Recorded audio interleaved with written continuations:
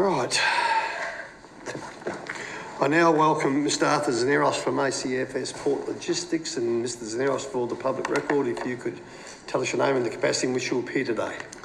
Good morning, Senator Sterle. My name is Arthur Zaneros. I'm the Managing Director and CEO of ACFS Port Logistics. We're a national business that employs approximately 1,200 permanent employees, a fleet of 300 trucks, 1,200 trailers, and move over 850,000 20-foot equivalent units on a per annum basis on the port. Thanks, Mr. Zaneros. Now I'm going to get you to do I'm just writing down 1,200 people. Sorry, 300 vehicles. 300 vehicles, 1,200 trailers. Yep. Move over 850,000 20-foot equivalent units of FCLs on a per annum basis, import and export. That's a significant bit of a kit there. So thanks, Mr. Zaneros. So to the opening statement, please. Thank you. Look, there's a number of topics I'd like to put forward today, and I'll go through them one by one. Firstly, the lack of minimum award rates on what I would call subcontractors, and in two parts. I break up subcontractors into two parts, being the gig economy and also the general subcontractor fleet. What we've got a situation around the country, and more so in some particular states, and I'll use Melbourne as an example, where there is not a floor in the rates that you can pay these subcontractors. So what it does, as a company, you've got a decision to make as to do you have company fleet where you've got to pay either to the minimum award, or in our case, you pay to the ACFS Enterprise Agreement, which is 30% above the minimum award. 30% above? 30% above the minimum award. Yep.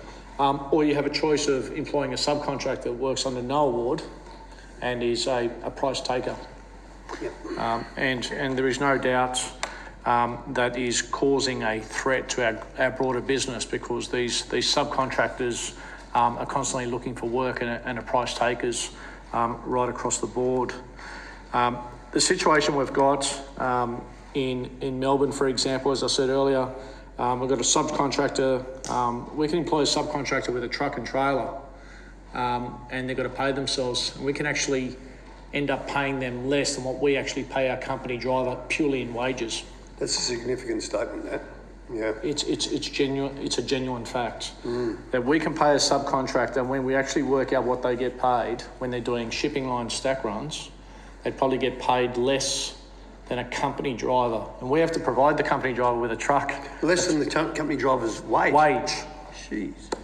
So this causes significant issues, and the reason I say it causes significant issues, in order to actually earn a real wage, they have to do something. They either have to not maintain their fleet, they have to buy a really cheap asset in the hope that it just keeps going and hope it doesn't break down, or they're potentially got to do something that's even worse, and that is work for us during the day and moonlight at night with minimal sleep in order to complement their wages, which is what's happening generally across the board.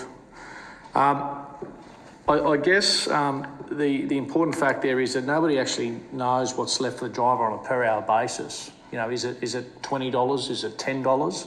Or is it as low as $5 an hour after they have to pay all their costs with these subcontractors? The important part around that is, has the driver slept? Have they had their rest breaks? When they're running Metro, they're not filling in logbooks. No.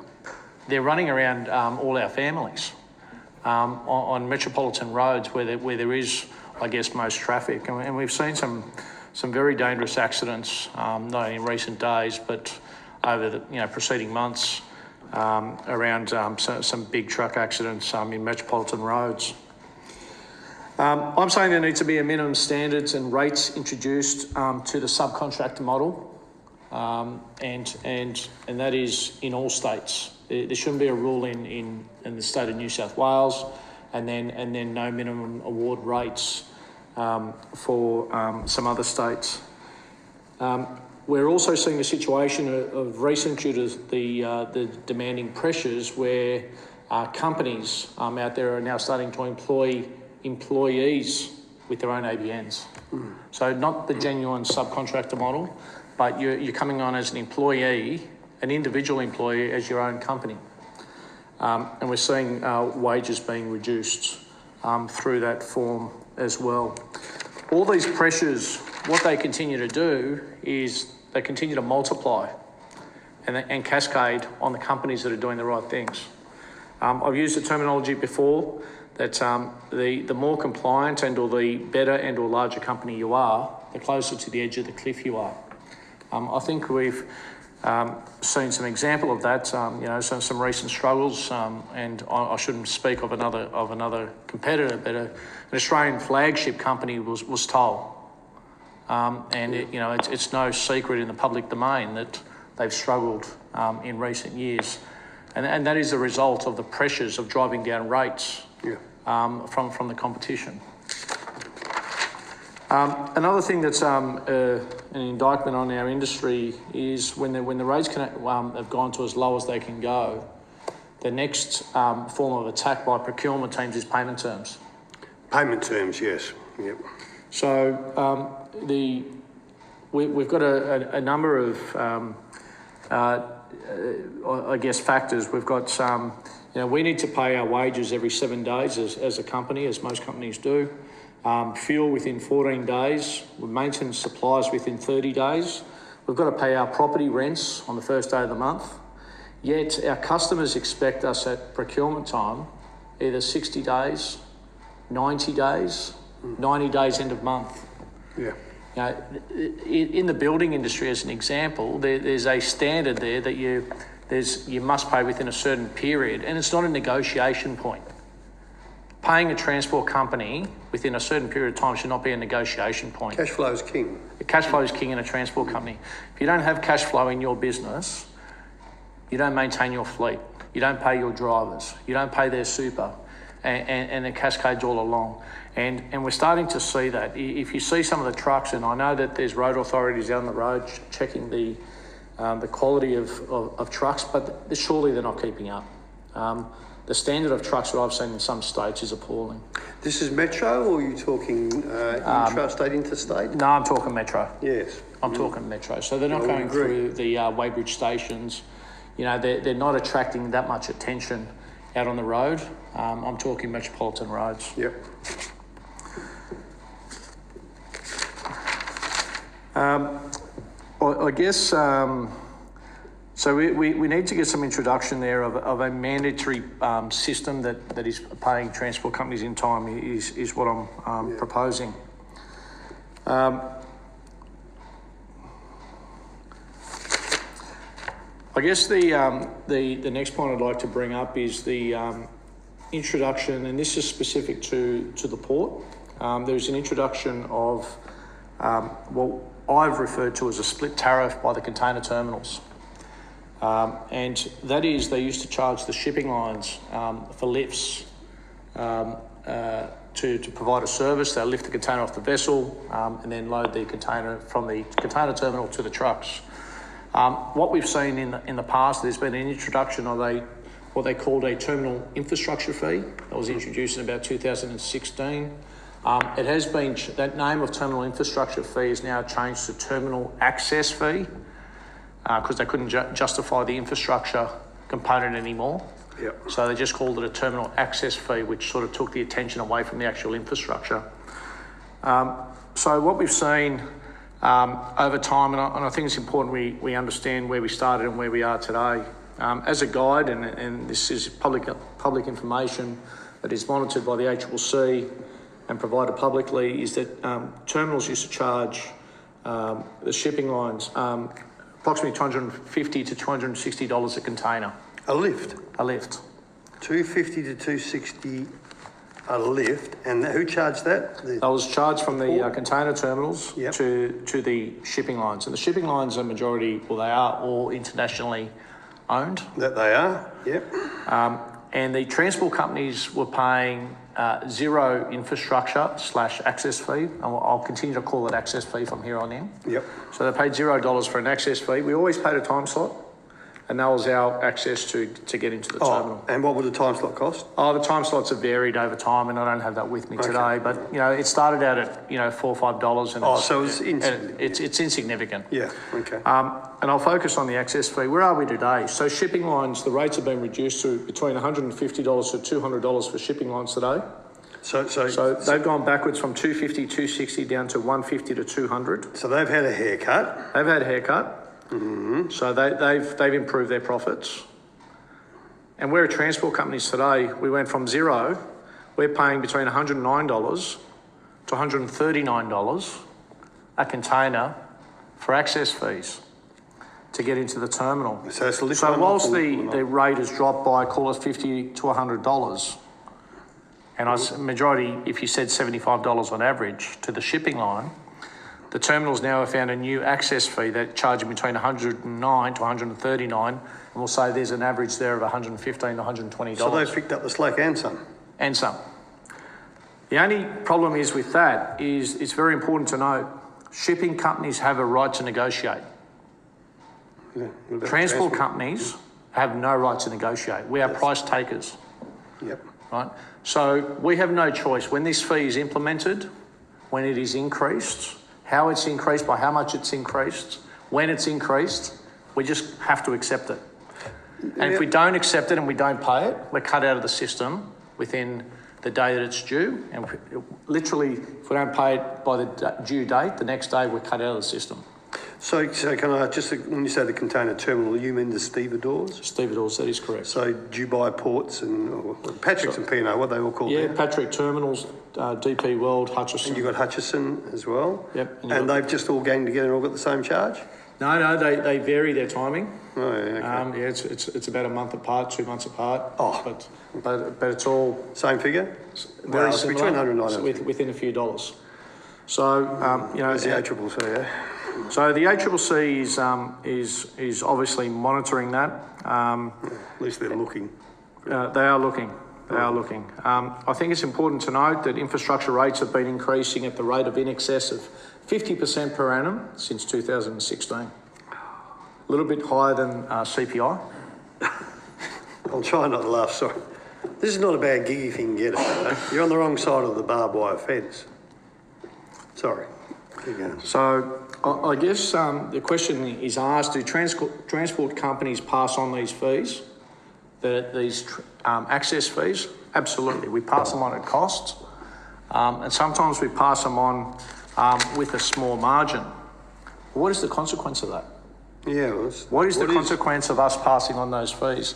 The consequence is, whilst we pass on those fees, our customers have not budgeted for these fee increases. They have not budgeted for a 50% increase in the access fee.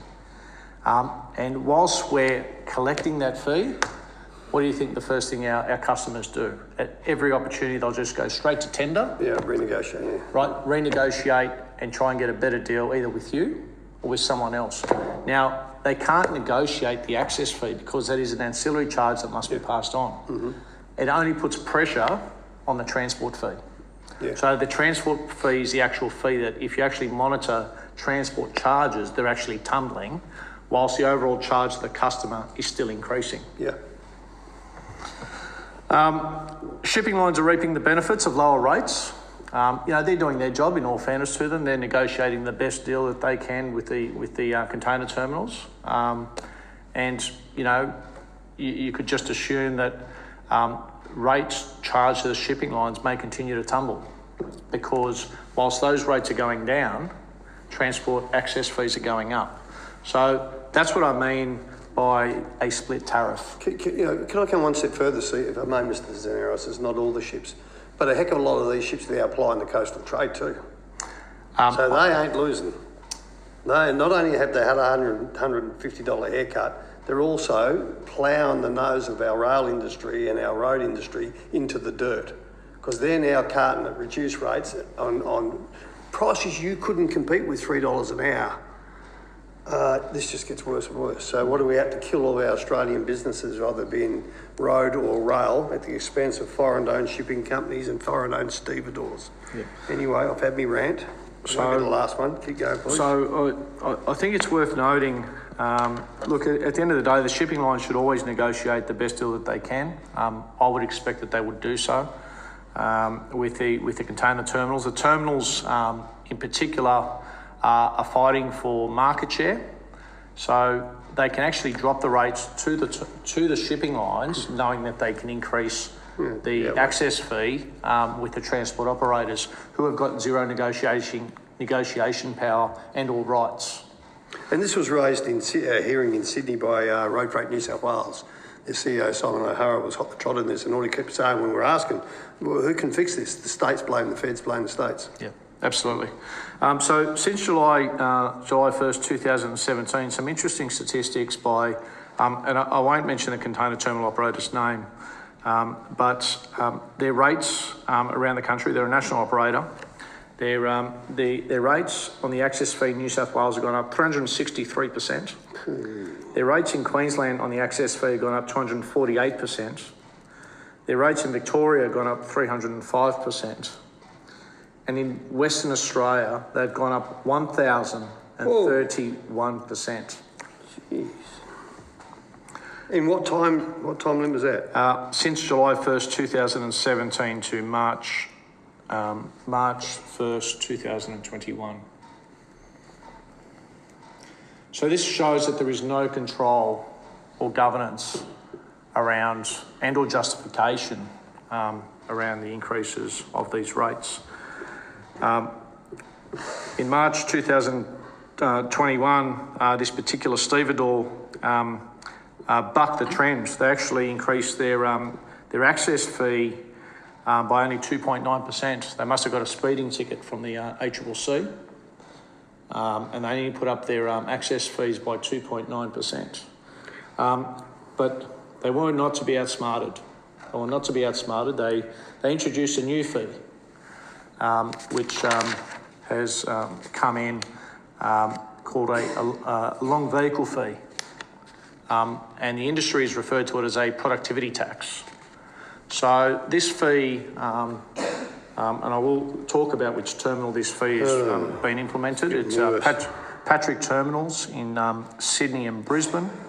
They've introduced a long vehicle fee. It applies to any vehicle longer than 26 metres, so anything larger than a B double, otherwise known as a higher productivity vehicle.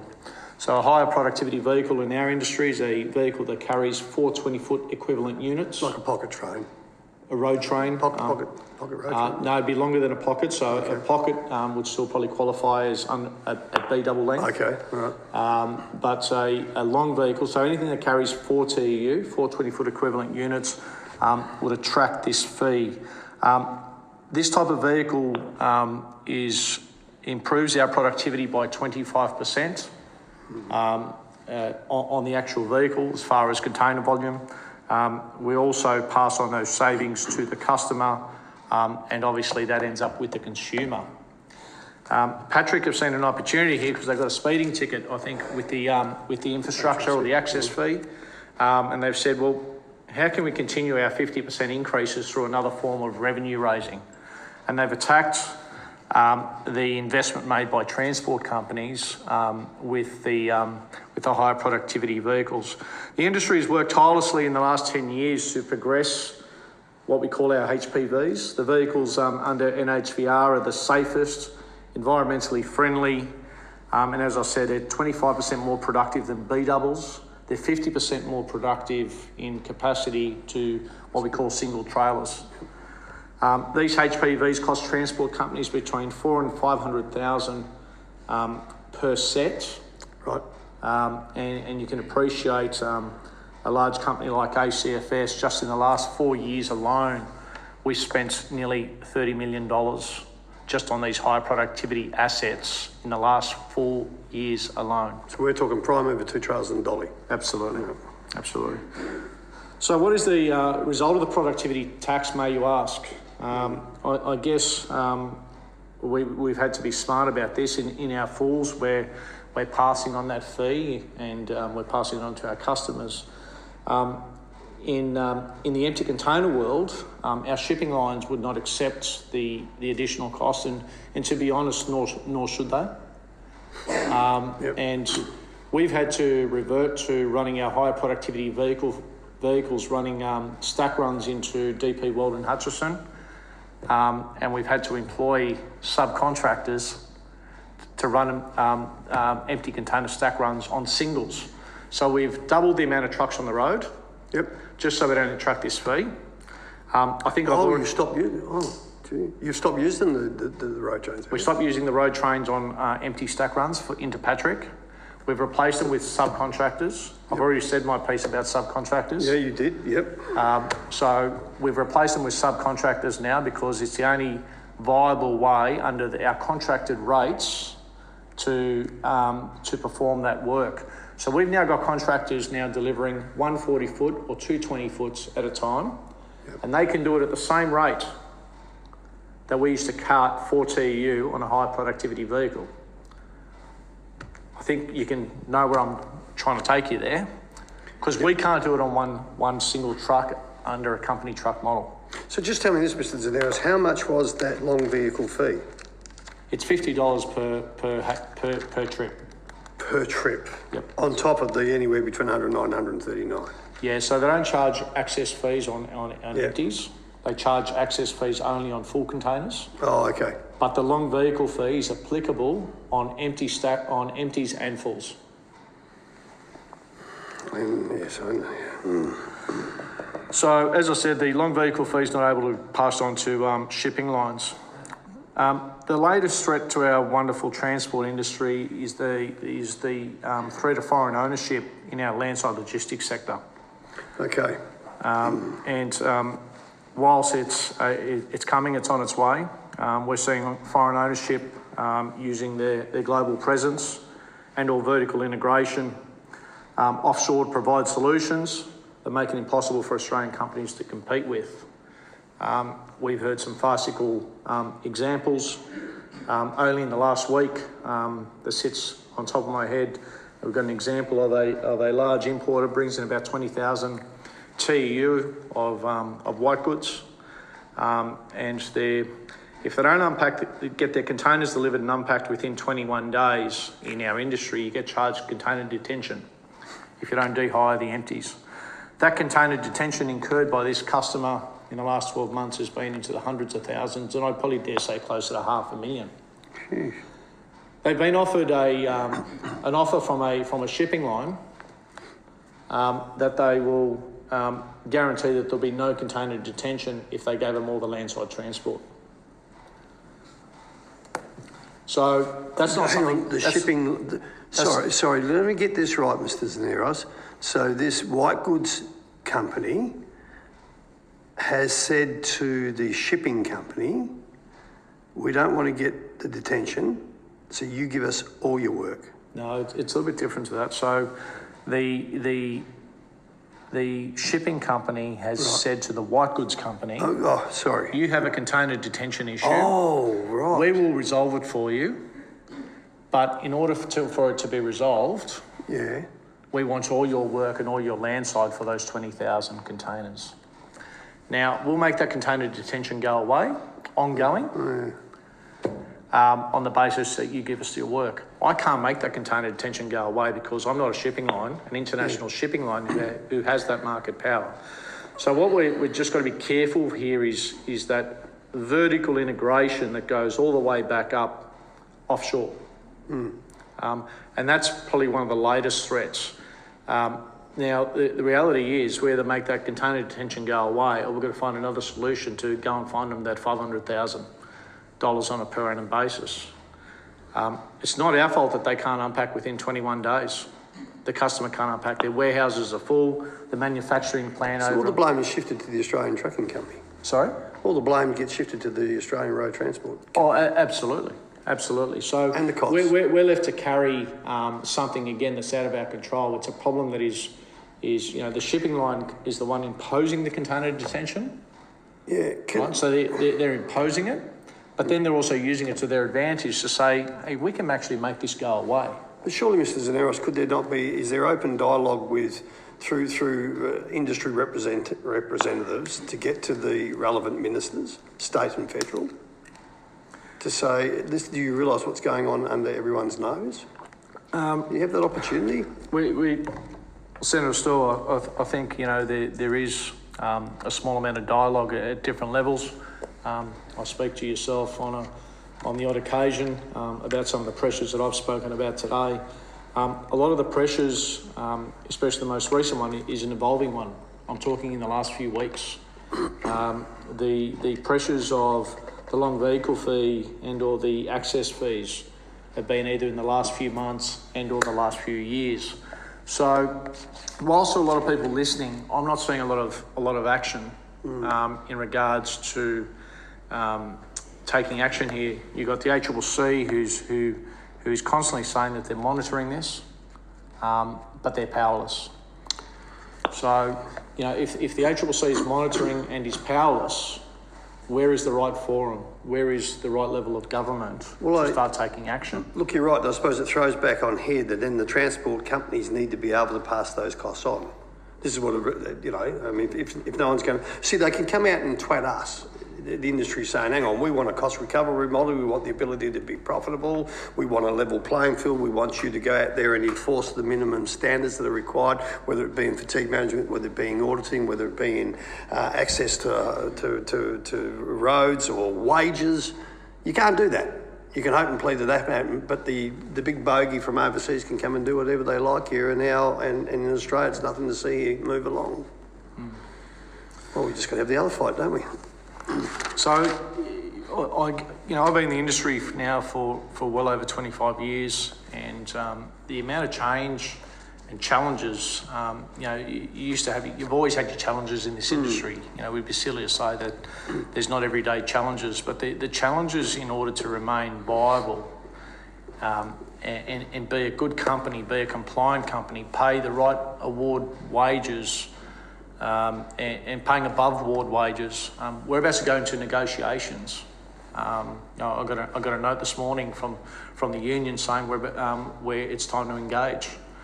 We want to give our employees more, and they deserve it.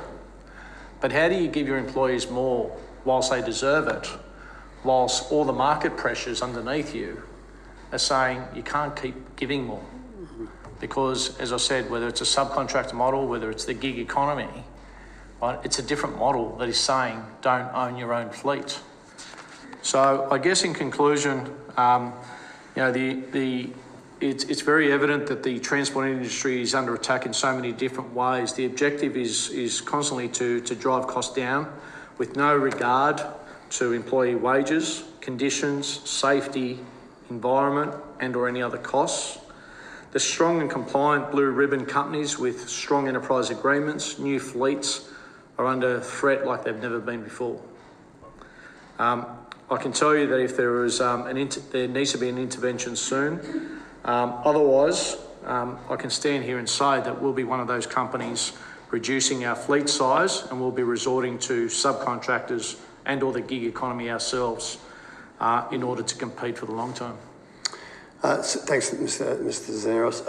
Senator McDonald, do you have any questions? I'm very grateful for the evidence you've provided today. Thank you. I am really disturbed, though, for the picture you're painting, and your last point in particular about you'll move to the gig economy as well. Do you want to just continue expanding on that? I want to make it clear what happens when the supply chain fails in Australia. Yeah, thank you. Thank you, Senator. You can continue to fight to remain viable in your current structure. And you need to evolve in business in order to remain viable and sustainable. Our current model is very evident, and as I said, we're about to go into negotiations. Our current model is very evident that it's no longer competitive when there is other models out in the marketplace that are far more competitive, that don't have the constraints of an EA, let alone one that is 30% and or more above the minimum award. They don't have the compliance and or the investment of buying brand new fleets. A brand new truck costs $250,000 to purchase brand new, when you can go and buy a second-hand truck at $20,000 at the auctions with very minimal compliance, and then swipe right and accept a job. Technology is coming, and it's coming very fast in our industry. To some extent, if something isn't done to manage the gig economy or the subcontractor model within our industries, we'll need to join it. It's very clear. You can sit here and fight it until your margins are in, they go down from 10 to 5 to 2.5 to 0 to -2.5, -5. And in such a heavy asset industry that requires such material cash flow on a daily basis, you only need a year of bad results. And by year 2, you're out of business. As I said, we've got 1,200 employees, and we have a responsibility to their families as well.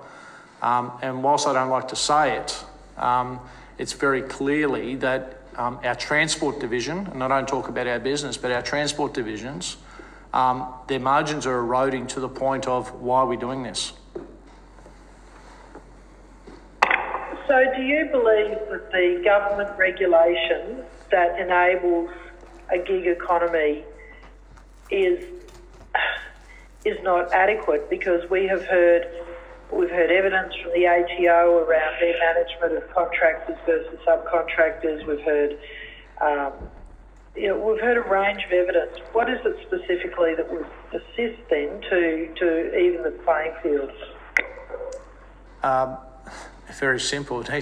Someone needs to earn the very basic right of the minimum award, right? As a minimum, they must earn the modern award within our industry, as a minimum, right? That has to be the test that someone has to earn. You cannot have someone driving around earning less than the modern award, when it comes down to their pure wage after all costs. They have to earn the modern award. Anything below that is dangerous to the individual, dangerous to the sector, and dangerous to the economy. Thank you, Senator Sterle. I'll hand back to you. Thanks, Mr. Zanaris. Of course, it goes, and I'm very mindful of the time, but it goes along the whole lines. Yes, you did right. I think the award is crap. Absolutely, it's embarrassing to think that road train operators can get paid $22 or $23 an hour before we start moving down the grades. It's embarrassing to think that we have a national law in this land that says thou shalt earn that amount of money if you do X amount of hours and all the stuff that goes on, when we have a serious lack of enforcement. We have sham contracting. We had the ATO here today. That was an interesting conversation. Very nice people, and they promised me they'd go away and have a look. Where we know sham contracting is completely against the law. We have tax agents who are advising their businesses to do it. Nothing to see here, move along. International monoliths, these giants, these horrible corporations from over east can do whatever they want on our shores. They can steal our freight. They can run around this nation at a tenth of the cost, supported by government, exploiting temporary voyage permits. We're driving our rail industry into the ground, where the rail operators have clearly said, well, we won't be around the way it's going, if it keeps going, if all this freight keeps going off. And then our trucking companies want to try and get the basic coverage. And I mean 1,000 trucks or one truck should have the ability to have cost recovery plus profit. Absolutely. Mr. Zanaris, thank you very much for your time, and you trusting you're travelling back now? I am to Sydney. Okay, well, look, safe travels. Thank you very much. We'll be in touch. Thanks, Mr. Zanaris. Now, I'm sorry I am running a bit behind, but I don't like to cut people off when we're on a roll, so I'm now going to